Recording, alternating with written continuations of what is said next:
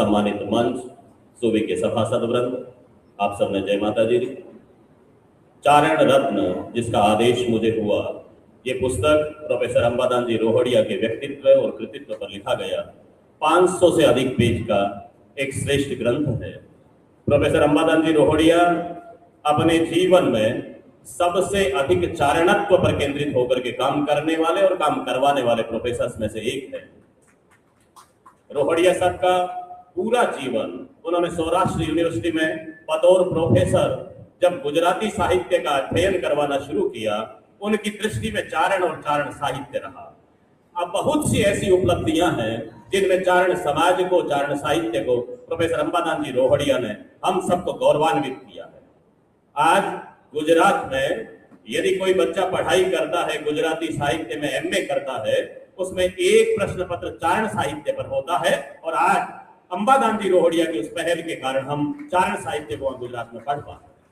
इस ग्रंथ में चारण रत्न अंबादान रोहड़िया व्यक्तित्व एवं कृतित्व 4 संपादकों ने, जो वहां की यूनिवर्सिटी में प्रोफेसर हैं, देखा ये गया अंबादान जी आप बड़े सौभाग्यशाली हैं, जहां हम साथ में काम करते हैं, एक कॉलेज के प्रोफेसर किसी दूसरे प्रोफेसर का अभिनंदन ग्रंथ लिखे। ये हमको तो लगता है कि आश्चर्य, 7वां आश्चर्य है, लेकिन आपकी वरेण्यता और विद्वता है। आपके साथ में काम करने वाले 4 प्रोफेसर ने, जो आज आप ही के पद को, आप झवेरचंद मेघानी लोक साहित्य केंद्र के नियामक रहे और प्रोफेसर चंद्रवाड़िया साहब यहाँ पर विराजमान होंगे, जो आज झवेरचंद मेघानी लोक साहित्य केंद्र के नियामक हैं, वो इसके प्रधान संपादक हैं। वो एक ग्रंथ, अभिनंदन ग्रंथ प्रकाशित करते हैं, संपादित करते हैं। इसका मतलब ये हुआ आपने अपने जीवन में किस तरह से मिन्नत कमाए हैं। हमारे कहते हैं आदमी कमाना, धन कमाना बहुत बड़ी बात नहीं है, लेकिन आपने इंसानियत के माध्यम से साहित्य में कैसे सरोकार पैदा किए हैं। इस ग्रंथ में 100 से अधिक आलेख हैं।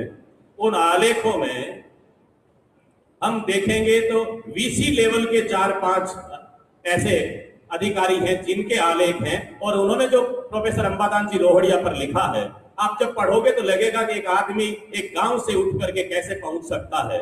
वो राजस्थानी का एक पद है कि कुंभ में सिंधु समात नहीं, सुत सिंधु की तीन चुलू भर रे, गणिका सुत से रघुनाथ गुरु धिवरी सुत वेद हृदय धर रे, मकरी सुत जीव चिरंजीव भाई, दासी सुत विदुर दया धर रे, नर होत बड़ो अपनी करनी, पितु वंश बड़ो तो कहा कर रे। अपनी करनी से पड़े हुए हैं अंबादान जी रोहड़िया। इसलिए उस ग्रंथ में पद्मश्री सम्मान से सम्मानित साहित्यकारों के आलेख है, उसमें वीसी लेवल के अधिकारियों के आलेख है, उसमें ठेठ गांव में बैठा हुआ एक चारणी साहित्य का प्रशंसक है, उसका भी आलेख है, उसके भी छंद है, उसके भी दोहे हैं। हमें भी सौभाग्य मिला प्रोफेसर अंबादान जी के साथ में काम करने का, आपके निर्देशन में काम करने का। इसके एक आलेख करके ये लगता है कि आपने गुजराती साहित्य के साथ में चारणी साहित्य को किस रूप में स्थापित किया, ये विजन अभी माननीय लखावत साहब को हम सुन रहे थे।